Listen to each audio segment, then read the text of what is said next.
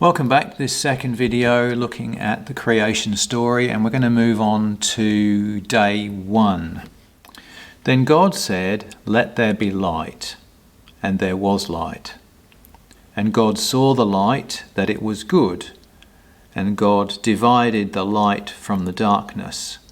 God called the light day, and the darkness he called night. So the evening and the morning were the first day.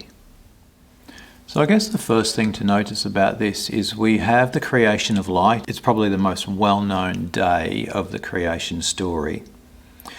But the thing that strikes me about it is light created without a source.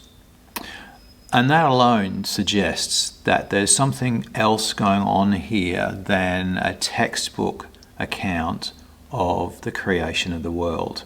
And in actual fact, it's not until day 4 that we get any source of light created. The other thing that I notice really strongly about these couple of verses is that not only do you have light created, but you actually have a division or a distinction between the light that is created and the darkness that we assume was already there. And in actual fact, it's an awareness of darkness, because now there's a contrast. There's something to contrast with it.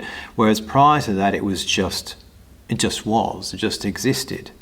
You know, someone who is blind, how do they know that they can't see?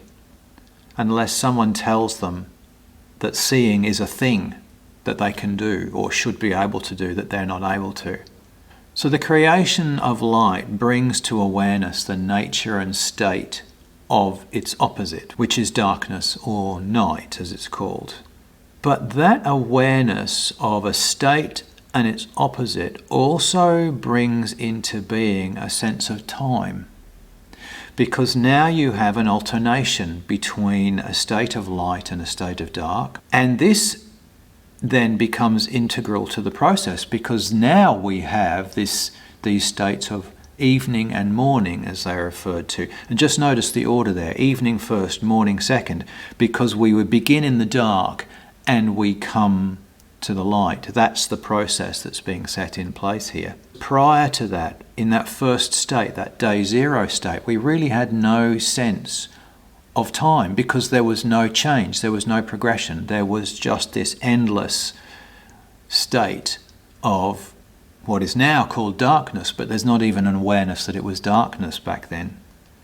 So one of the things that really interests me is the way that light is spoken of in the rest of Scripture. First to mention is that much of the Christmas story takes place in a state of darkness, and it is a story about awaiting the coming of a light, the light in the person of Jesus Christ. But here's some other passages from Scripture. Isaiah chapter 9, "The people who walked in darkness have seen a great light. Those who dwelt in the land of the shadow of death, upon them a light has shined." If we go back a little way into Isaiah chapter 8, we read this: "To the law and to the testimony, if they do not speak according to this word, it is because there is no light in them." So that really ties the light with the word. And of course we have that also in John's Gospel, the beginning of John, where he writes, "In the beginning was the Word, and the Word was with God, and the Word was God. He was in the beginning with God. All things were made through him, and without him nothing was made that was made." And then it continues, "In him was life, and the life was the light of men. And the light shines in the darkness, and the darkness did not comprehend it." Now, I just wanted to note something about that word comprehend. So in this translation, which is the New King James, it says comprehend, but often it is termed overcome. And it's one of these words that has this dual meaning. Perhaps we could use the term grasp. Darkness cannot grasp the light or cannot get a handle on it. We talk about grasping something as understanding it, comprehending it, but it's also to take it under control. If you can grasp something, you can control it. And then I go further on into John's Gospel, chapter 3, when Jesus has this conversation with Nicodemus. There's this little section where it talks about the condemnation or the judgment, and this is what it reads. And this is the condemnation, that the light has come into the world, and men loved darkness rather than light, because their deeds were evil. For everyone practicing evil hates the light, and does not come to the light, lest his deeds should be exposed. But he who does the truth comes to the light, that his deeds may be clearly seen, that they have been done in God. Now, if I take all of that together, I get a sense of a coming to awareness. And it's a coming to awareness because we have had a realization. We've had some form of enlightenment, as we call it, which shows us something about ourselves we have not been aware of before.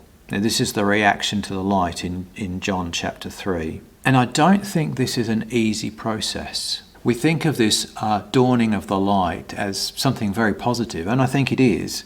But to see the light and at the same time to be shown the opposite state, and the fact that we have been in that opposite state for who knows how long, it's not an easy, pleasant thing.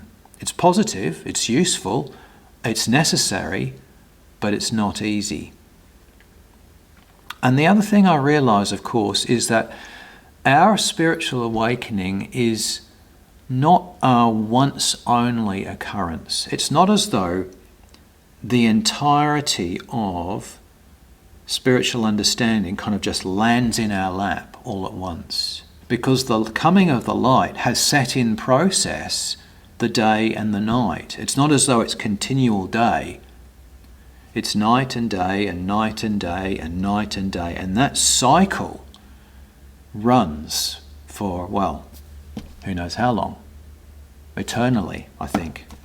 We can get this idea that spiritual progress ought to be kind of like a straight line, where once we've awoken, we are heading straight up, continually enlightened, continually in the presence of the light of the Lord. But I don't see that here at all. We are dipping back down into darkness and then back up into light. And if you think about it, you think about the progress of day and night. The night is useful because it provides us with rest. And it's the rest which then recuperates us to be able to face the next day. If we had continuous light and continuous day, we would very quickly become exhausted. And I think the same is true of our spiritual progress. Look, as always, I'll just mention I'm not at all trying to be exhaustive here. There may well be many other things you can see in this text, and I'd invite you to share them with me. The other thing I'll mention is that we actually have a discussion group going on Thursday morning, Thursday evening here in Melbourne, and we're looking at this text. Now, you would be most welcome to join us if you wanted to be part of that conversation. If you want to do that, I'll put a link down in the description which will allow you to sign up to our weekly mailing list. That will give you the link that you need to get into our Thursday morning and evening discussion groups, where we'll cover material like this and elsewhere from Scripture, and indeed other spiritual material as well. If you feel like commenting, again, you're most welcome to do so. I'd urge you to keep it friendly. And if you haven't subscribed, I'd invite you to do that too. Look forward to seeing you next time.